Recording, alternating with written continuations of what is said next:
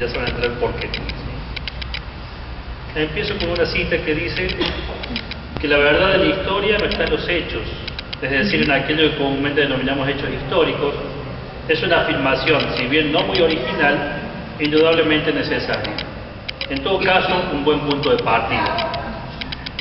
La expresión de José Pablo Feynman en su obra Filosofía y Nación, Estudios sobre el pensamiento argentino, me sirve para iniciar este momento de memoria y provocación, en tanto el llamado a reaccionar.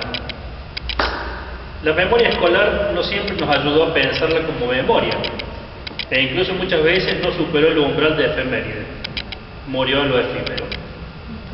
Es probable que mis palabras también engorden la memoria languidecida, pero al menos haré el intento de establecer algunas preguntas que nos ayuden a pensar los mayos presentes y los venideros.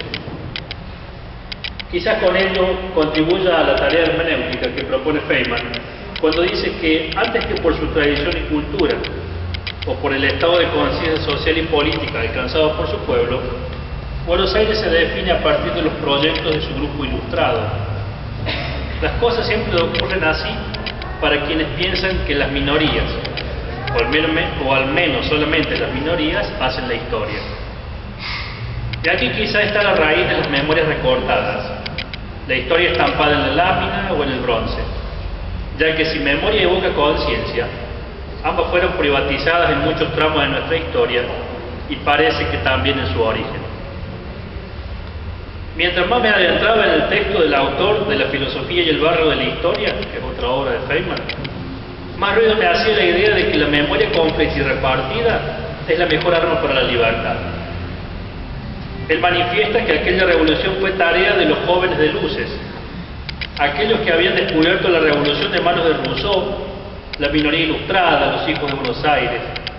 Sabían hablar, dar discursos, se rendían mutuo respeto y reconocimiento, gustaban reunirse en los cafés, en uno especialmente, el de Marco.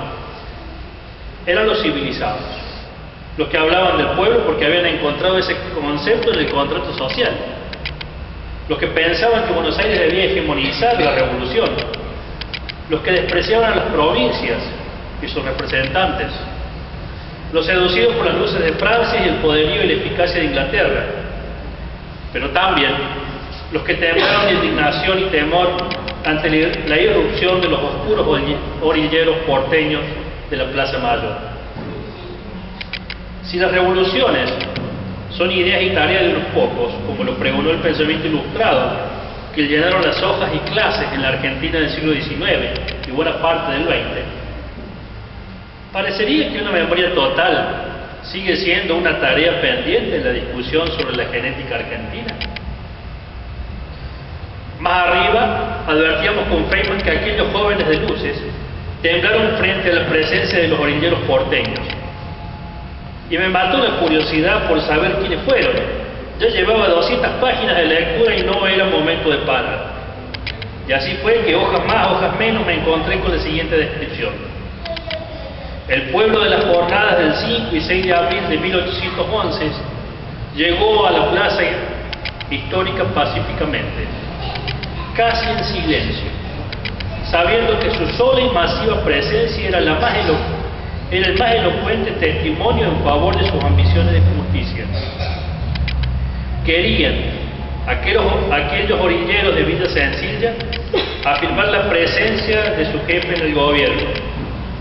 Se sabían representados por él, que habían ido hasta allí para hacérselo saber. Llegaron a la plaza como lo eran, peones, artesanos, gauchos de arrabales. Traían indiferentemente sus instrumentos de trabajo y su alegría, porque hubo guitarras esa noche en la Plaza Mayor, rajadas por hombres de poncho y chiripán, en medio de fogatas y caballos fatigados. Era el pueblo sin más, que habían llegado a esa plaza para decirle a Saavedra que estaban con él, para testimoniarle, en fin, su participación entusiasta y no su indiferencia. En la memoria del mayo de 1810, termina embarcado en entender el abril de 1811. ¿Será que al fin y al cabo voy aprendiendo que la memoria abandona lo efímero cuando no abandona el relato en la lámina y el bronce? sin saber si estoy cumpliendo con el propósito que me trazaron, me quedo con el egoísta sentimiento de que he descubierto que las dinámicas de la historia superan los hechos. Y si hoy nos hemos juntado con enfrentarnos a la memoria, ojalá que nuestra tarea de educadoras y educadores no seamos anunciadoras y anunciadores de lo efímero, que de algún modo inauguremos una memoria orillera, esa que guarda la paz y la alegría de quienes se saben protagonistas y dueños de su historia, de nuestra historia. Solo entonces la historia, que va más allá de los hechos, en tanto históricos, hallará en los hechos el modo de estar en la historia.